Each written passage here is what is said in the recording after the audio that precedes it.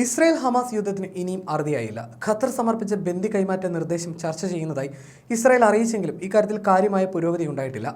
യുദ്ധം നിർത്താതെ ഇതേക്കുറിച്ച് ചർച്ച വേണ്ടെന്ന നിലപാടിലാണ് ഹമാസ്. ഇതോടെ അടുത്തെങ്ങും സമാധാന മേഖലയിൽ ഉണ്ടാകില്ലെന്നത് ഉറപ്പാണ്. യുദ്ധത്തിന്റെ അടുത്ത ഘട്ടം സംബന്ധിച്ച് ഇസ്രായേൽ പ്രതിരോധ മന്ത്രിയുമായി US പ്രതിരോധ സെക്രട്ടറി ലോയിഡ് ഓസ്റ്റിൻ ചർച്ച നടത്തിയിട്ടുണ്ട്. ആക്രമണം ഹിസ്ബുള്ളയെ ലക്ഷ്യമാക്കി ശക്തമാക്കിയിട്ടുണ്ട് ഇസ്രായേൽ. ലെബനനിലേക്കാണ് ആക്രമണം വ്യാപിപ്പിക്കുന്നത്. ഇന്നലെയും ഗസയിൽ ഇസ്രായേൽ ആക്രമണത്തിൽ 200ഓളം പേർ കൊല്ലപ്പെട്ടു. ബന്ദികളെ ഉടൻ മോചിപ്പിക്കണമെന്നാവശ്യപ്പെട്ട് ജെറുസലേമിൽ വൻ പ്രതിഷേധമുണ്ടായി.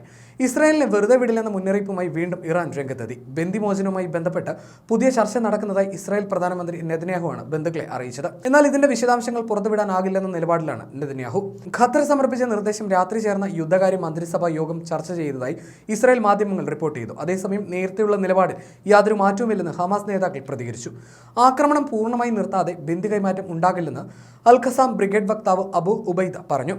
മധ്യസ്ഥ രാജ്യമെന്ന നിലയ്ക്ക് ബന്ദി മോചനവുമായി ബന്ധപ്പെട്ട് ഖത്തർ നിർണായക റോളാണ് നിർവഹിക്കുന്നതെന്ന് US പ്രത്യേക ദൂതൻ റോജർ കാസ്റ്റൻസ് അറിയിച്ചു.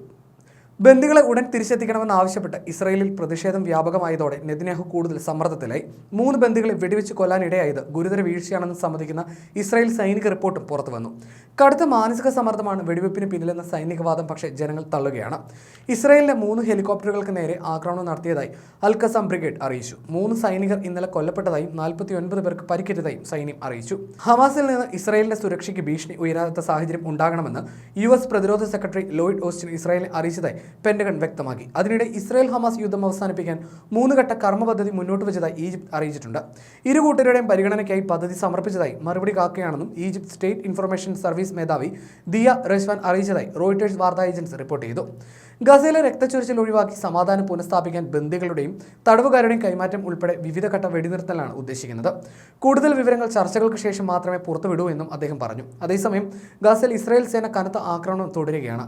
നുസൈറാത്ത്, ബുറൈജ്, മഗസി പ്രദേശത്താണ് രൂക്ഷ പോരാട്ടം നടക്കുന്നത്. ഈ പ്രദേശങ്ങളിൽ നിന്ന് ആളുകളെ കൂട്ടത്തോടെ ഒഴിപ്പിക്കുന്നുമുണ്ട്.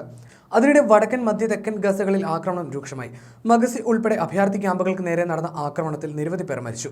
വെസ്റ്റ് ബാങ്കിലും ഇസ്രായേൽ അതിക്രമം തുടരുകയാണ്. ഗസയിൽ മരണം 21,320ആയി. പരിക്കേറ്റവരുടെ എണ്ണം 55,603-ലെത്തി. ഭക്ഷണവും വെള്ളവും മരുന്നുമില്ലാതെ വടക്കൻ ഗസയിൽ ആയിരങ്ങൾ നരയുകയാണ്. ഗസയിൽ മൊത്തം മരണം 21,320ആയതായി ആരോഗ്യ മന്ത്രാലയം അറിയിച്ചു.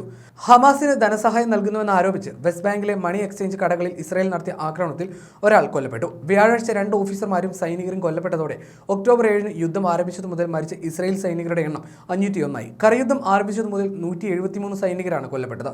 3000 സൈനികർക്ക് പരിക്കുണ്ട്. ഇസ്രായേൽ അധീനതയിലുള്ള ഗോലാൻ കുന്നിൽ ഡ്രോൺ തകർന്നു വീണു. അതിനിടെ യുദ്ധം ലെബനനിലേക്കും വ്യാപിപ്പിക്കുമെന്ന് ഇസ്രായേൽ സൈനിക മേധാവി ഹെർസി ഹാലവി പറഞ്ഞു.